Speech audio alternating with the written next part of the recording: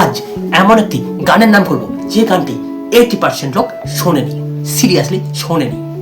20% লোক তারাই শুনেছে, যারা গান বোঝে, যারা ভালো গান শোনে, ফালতু গান শোনে না, তারাই শুনেছে।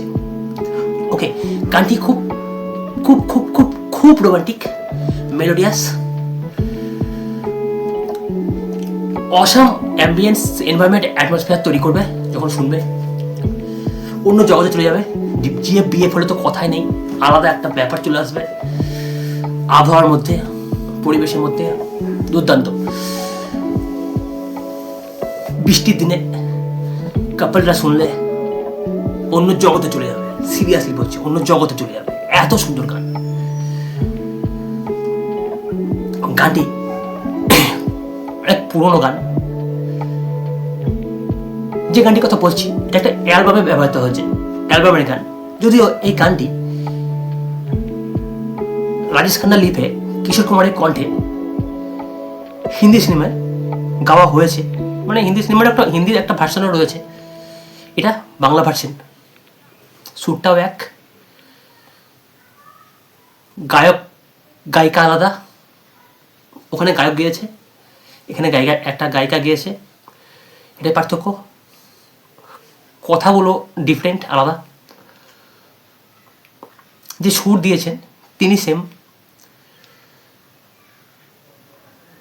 সিরিয়াসলি বলছি, এত সুন্দর গান খুবই কম হয়েছে, খুবই কম হয়েছে।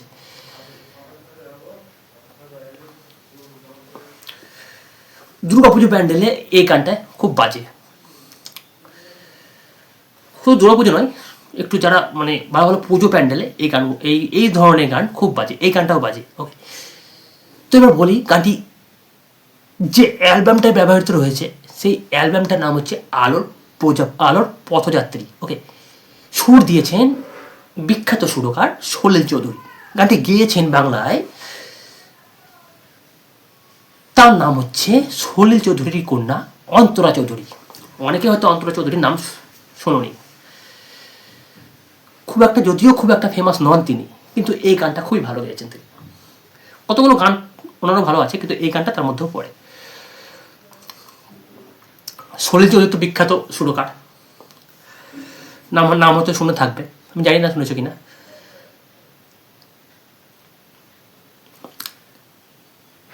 আলোর পথযাত্রী অ্যালবাম অন্তরা চৌধুরী গেয়েছেন, সলিল চৌধুরী সুর দিয়েছেন। ওকে, গানটির নাম হচ্ছে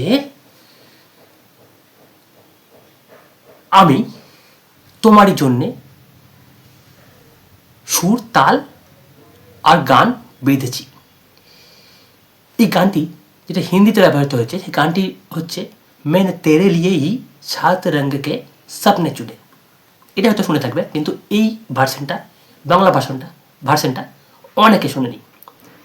শোনো আর আমাকে একটা থ্যাঙ্কস দিও মনে মনে। ওকে, থ্যাংক ইউ।